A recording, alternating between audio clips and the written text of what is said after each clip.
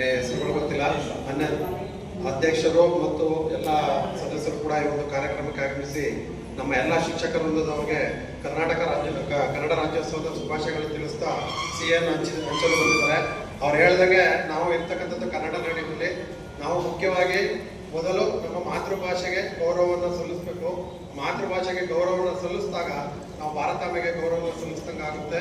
ಆ ದಿಸೆಯಲ್ಲಿ ನಾವೆಲ್ಲರೂ ಕೂಡ ನಮ್ಮ ಮಕ್ಕಳಿಗೆ ಮೊದಲು ಮಾತೃಭಾಷೆಯನ್ನು ಕಲಿಸೋಣ. ನಂತರ ನಮಗೆ ಅಂತಾರಾಷ್ಟ್ರೀಯ ಭಾಷೆ, ರಾಷ್ಟ್ರ ಭಾಷೆಗಳನ್ನು ಕೂಡ ತುಂಬ ಅವಶ್ಯಕತೆ ಇದೆ ಈ ದಿನಗಳಲ್ಲಿ.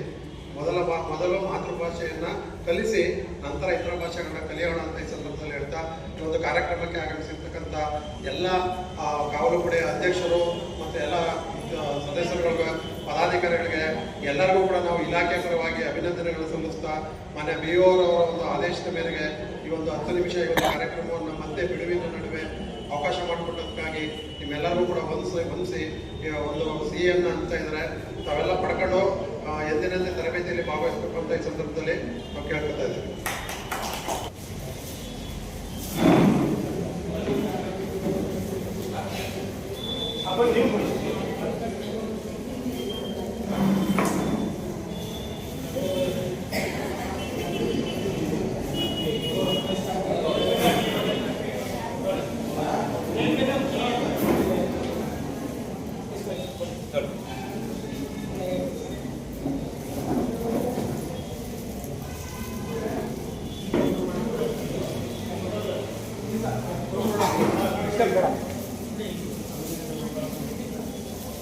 ಎಲ್ಲಾದರೂ ಇರು, ಎಂತಾದರೂ ಇರು, ಎಂದೆಂದಿಗೂ ನೀ ಕನ್ನಡವಾಗಿರು, ಕನ್ನಡವೇ ಸತ್ಯ, ಕನ್ನಡವೇ ಸತ್ಯ.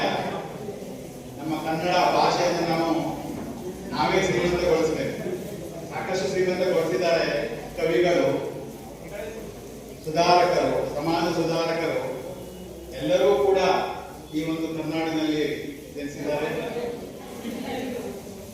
ಸೊ ಹಾಗಾಗಿ ರಾಮಾಯಣದಂತಹ ದೊಡ್ಡ ಒಂದು ಗ್ರಂಥ ಇರತಕ್ಕಂಥದ್ದು ನಮ್ಮ ಕನ್ನಡದಲ್ಲಿ.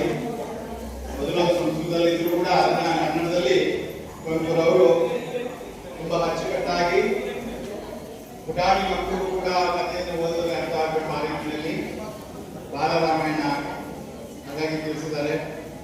ಹಾಗಾಗಿ ಕನ್ನಡದ ಬಗ್ಗೆ ನಾವು ಹೆಮ್ಮೆಯನ್ನು ಪಡಬೇಕು.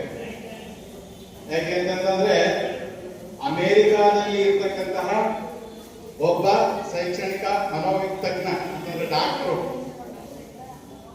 ಆ ಟೇಬಲ್ ಮೇಲೆ ಪುಸ್ತಕ ಇಟ್ಟಿದ್ರಂತೆ. ಆ ಪುಸ್ತಕ ಯಾವುದು ಅಂತಂದ್ರೆ ಕನ್ನಡದ ರಾಮಾಯಣ.